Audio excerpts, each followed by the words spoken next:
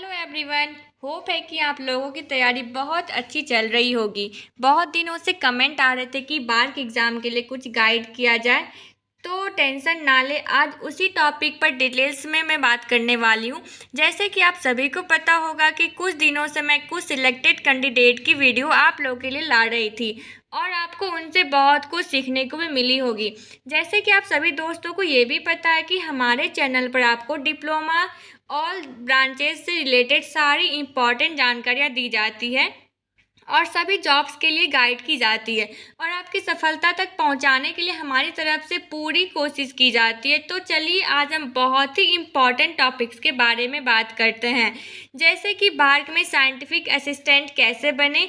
और मैं आज के इस वीडियो में कवर करने वाली हूँ बार के सिलेबस के बारे में, BARC syllabus, BARC exam pattern, BARC का एग्ज़ाम पैटर्न क्या रहता है। नेक्स्ट आपका रहेगा इस वीडियो में बार की एग्ज़ाम स्ट्रेटजी कैसी रहती है, बार की एग्ज़ाम स्ट्रेटजी कैसी रहनी चाहिए। नेक्स्ट बार का आपको क्वेश्चंस लेवल। नेक्स्ट बार का प्रीवियस ईयर आपको कहाँ से मिलेगा, बार प्रीवियस ईयर। फिर आपको है बार की exam date, BARC exam date, और बार्क ऐसे की जो पिछले साल की कटअप थी वो क्या थी। इन सभी इम्पॉर्टेंट टॉपिक्स को आज मैं डिटेल्स में कवर करने वाली हूँ, इसलिए इस वीडियो को बिल्कुल भी स्किप ना करें। क्या पता आपको ये वीडियो आपको एग्ज़ाम को क्रैक करने में आसान कर दे और आप भी सफलता प्राप्त करें।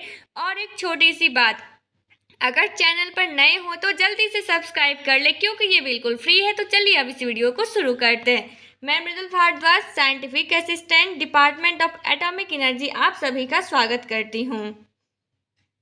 आप सब मुझे जानते ही हैं, तो चलिए इस वीडियो को स्टार्ट करते हैं। सबसे पहले हम स्टार्ट करते हैं बार्क साइंटिफिक असिस्टेंट, बार्क ऐसे कि आपको सिलेबस क्या रहती है। सबसे पहले स्टार्टिंग हम सिलेबस से करते हैं।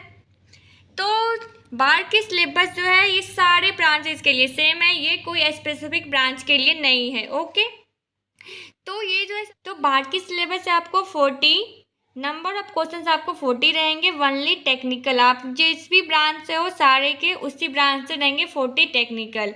1/4 आपका नेगेटिव और एग्ज़ाम्स आपकी होगी CBT मोड। ठीक है, ये आपके हो गए बार की सिलेबस। ये सारे ब्रांचेस के लिए सेम है, किसी एक स्पेसिफिक ब्रांच के लिए नहीं है। ये आप जिस भी ब्रांच से हो, जिस भी डिसिप्लिन से हो, सबके लिए सेम है। 40 टेक्निकल और 1/4 नेगेटिव, और आपको एग्जाम्स होने वाली है CBT। ये आपकी हो गई बार सिलेबस। अब हम देखते हैं बार की एग्ज़ाम पैटर्न। एग्ज़ाम पैटर्न के बारे में जो मैं बताऊँ आपको, ये आपका जो 40 टेक्निकल क्वेश्चंस आपके रहते हैं, वनली टेक्निकल बार्क का एग्ज़ाम पैटर्न वनली टेक्निकल आपका रहेगा। जिस भी आप ब्रांच से हो वो आपका एग्ज़ाम पैटर्न रहेगा।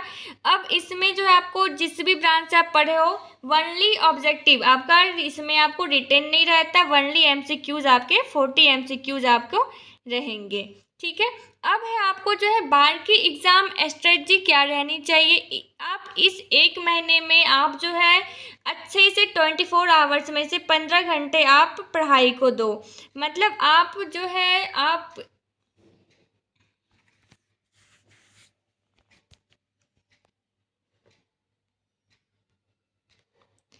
देखते हैं एग्ज़ाम स्ट्रेटजी के बारे में। एग्ज़ाम स्ट्रेटजी, सबसे पहले तो आप जो है इस एक मंथ में आप कहीं भी खो जाओ, कहीं भी आप गुम हो जाओ, 24 आवर्स में से आप जो है 15 घंटे आप पढ़ने पे दो, वनली पढ़ने पे अच्छे से, क्योंकि आपको बार एग्ज़ाम के DAE का एग्ज़ाम्स क्लियर करना है। अब आइए स्ट्रेटजी में हम देखते हैं कि आपको जो है कैसे पढ़ना है कि आप इस एक महीने में अपनी DAE के एग्ज़ाम्स को D10 प्लस इंटरव्यू दोनों को क्लियर कर सको।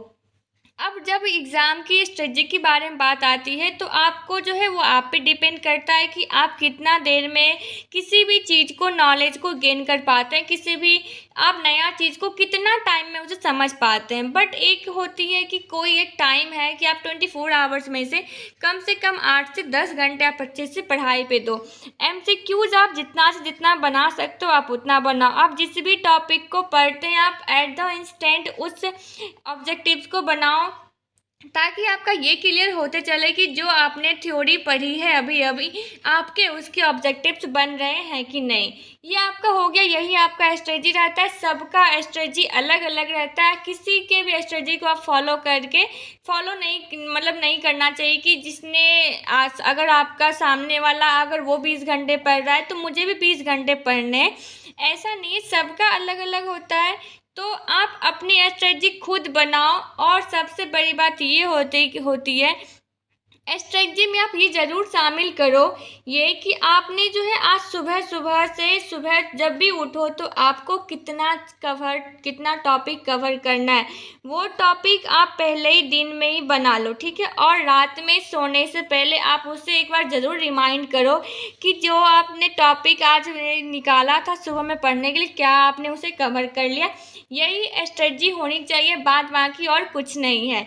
जो भी आप पढ़ो बस उसके थ्योरी, उसकी MCQs, आप उसके बाद अगर कोई और पूछे कभी उस टॉपिक से तो वो एग्ज़ाम में आपका बन जाना चाहिए। वो टॉपिक आपका गलत, उस टॉपिक से बनने वाले क्वेश्चंस आपके गलत नहीं होनी चाहिए।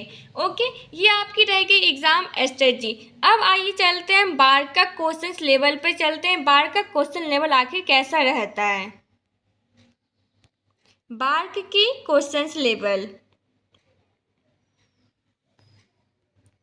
तो बार्क का जो क्वेश्चन लेवल रहता है आपको इजी रहता है, आपको ज़्यादा हार्ड क्या बहुत हार्ड बिल्कुल भी नहीं रहता, आपका एक बहुत सिंपल रहता है। तो आप इसके लिए आप ये करो कि जब भी आप, क्योंकि आप सभी जानते हो बार्क रिटेन के बाद आपका इंटरव्यू लेता है, तो रिटेन में सबसे पहले तो आप MCQ से आप क्लियर कर लोगे, लेकिन जब इंटरव्यू की बात आएगी तो वो आपको थ्योरी अच्छे से कवर करना पड़ेगा। इसीलिए जब आपका सिंपल क्वेश्चन बार्क ये पूछता है MCQs, तो क्यों ना हम थ्योरी के स्टार्टिंग में ही थ्योरी पढ़ ले कि जब भी आपका इंटरव्यू आए तो आपको ज़्यादा कि माइंड नहीं भारी लगे कि हमारा इंटरव्यू कैसे निकलेगा। क्योंकि बार्क बहुत ही सिंपल पूछता है, मैं ये आपको कंफर्म करना फिर से कर देती हूँ कि बार्क बहुत ही सिंपल पूछता है। जैसे कि आप किसी भी ब्रांच में हो, किसी भी ब्रांच से हो, और जब आपने 3rd सेमेस्टर से लेके 6th सेमेस्टर तक जब भी आप अपनी जो भी आपकी सब्जेक्ट है वो आप पढ़ते हो, तो उसमें जो आपका 3rd 4th 5th 6th इतने तक में आप जो भी बेसिक्स बुक्स पढ़े हो, आपके उसी बुक्स से आपके बाहर के क्वेश्चंस लेवल बन जाते हैं MCQs। लेकिन इंटरव्यू में मैं पहले फिर से बता दूं, जब भी आप इंटरव्यू में जाओगे तो आपकी थ्योरी अच्छी होनी चाहिए। तो जब भी हम बार की MCQs बनाते हैं तो इसलिए मैं बार बार फोकस कर रही हूँ थ्योरी पे। जब भी आप थ्योरी पढ़ो तो उसके साथ ही MCQs बनाओ, ताकि आपके जो भी बार्क है उसका MCQs आप बना लो। 40 क्वेश्चन टेक्निकल है, बहुत सिंपल रहता है। ये आपका बार का क्वेश्चन लेवल हो गया। अब आइए हम चलते हैं बार के प्रीवियस ईयर पर। बार की प्रीवियस ईयर क्या मिलेगी या नहीं मिलेगी। तो बार जो है आपको आज से पहले ये हमेशा एग्ज़ाम्स ऑफलाइन लेता था, ठीक है। तो ऑफलाइन एग्ज़ाम्स की क्वेश्चन पेपर नहीं देता है, तो ये आपको बार के एग्ज़ाम पेपर आपको नहीं मिलेगी कहीं से भी, नॉट अवेलेबल। ये आपको ना तो गूगल पे मिलेगा ना आपको ऑनलाइन कहीं मिलेगा। और ये ऑफलाइन पेपर जब ऑफलाइन एग्ज़ाम्स लेती है तो ये क्वेश्चन पेपर देते नहीं है। इसी बार बार आपका CBT ले रहा है, तो हो सकता है तो एग्ज़ाम जब CBT हो तो क्वेश्चन पेपर मिलने लगे। वैसे आपको आज से पहले कोई भी बार का क्वेश्चन पेपर आपको नहीं मिलेगा। जो भी आपको यूट्यूब पे या कहीं भी आपको क्वेश्चन पेपर देखने को मिल रहे हैं वो समरी टाइप में होते हैं, जिस भी मेमोरी वेस्ट क्वेश्चन आपको मिलेंगे। तो बार की प्रीवियस पेपर कहीं भी आपको गूगल वगैरह पे नहीं मिलेगी। बार की एग्ज़ाम डेट के बारे में बात करें तो बार की एग्ज़ाम डेट जो है आपको लास्ट अगस्त से आपको सितंबर के फर्स्ट वीक में आपको पॉसिबिलिटी है कि वो एग्ज़ाम्स आपका कंडक्ट करवा ले फर्स्ट वीक में, लास्ट मंथ ऑफ अगस्त से फर्स्ट वीक ऑफ सितंबर के बीच में आपको एग्ज़ाम इसकी हो सकती है। अब हम बात करते हैं BARC SA previous cut off की। बार्क की पिछले साल की कट ऑफ क्या थी? तो कट ऑफ की बहुत मतलब सारे ब्रांचेस की मैं आपको डिटेल्स में एक सेपरेट वीडियोस बना दूंगी कि बार्क की सारी ब्रांचेस की प्रीवियस ईयर की कट ऑफ क्या थी, वो आपको नेक्स्ट वीडियो में मिल जाएगा। एसए की जो है सारी मतलब 2-3 साल प्रीवियस उसकी कट ऑफ क्या थी और सारे ब्रांचेस की आपको मिल जाएगी। तो इन सभी इम्पॉर्टेंट टॉपिक्स को जो है आपको आज कवर की हूँ मैं, तो इसलिए इस वीडियो को विदाउट स्किप किए आप देखे होंगे। उम्मीद करती हूँ कि आपको हमारी सारी बातें समझ में आ गई होगी और आपके सारे क्वेश्चंस के उत्तर भी मिल गए होंगे। अगर फिर भी आपको कोई भी क्वेश्चंस आपके दिमाग में आ रहे हो तो आप कमेंट करके पूछ सकते हैं।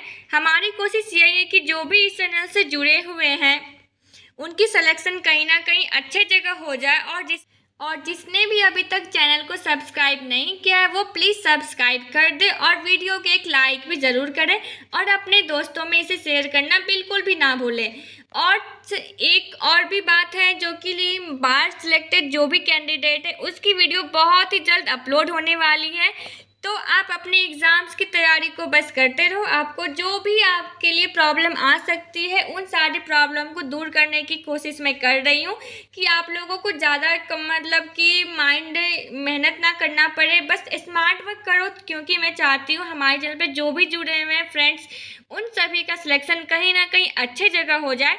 इसीलिए जो है आपको जिस भी ब्रांच, जिस भी आपको डिपार्टमेंट की वीडियो, जिस भी डिपार्टमेंट से रिलेटेड आपको कोई भी क्वेश्चंस है उन सभी से आपको मिल जाएगी। और जो भी अभी तक इसरो की, NPCL की वीडियोस नहीं देखी है वो चैनल पे विजिट करके ज़रूर देख लें। मिलेंगे फिर नेक्स्ट वीडियो में अच्छे अपडेट के साथ। तब तक आप सभी अच्छे से तैयारी करो। Bye bye. Thanks for watching.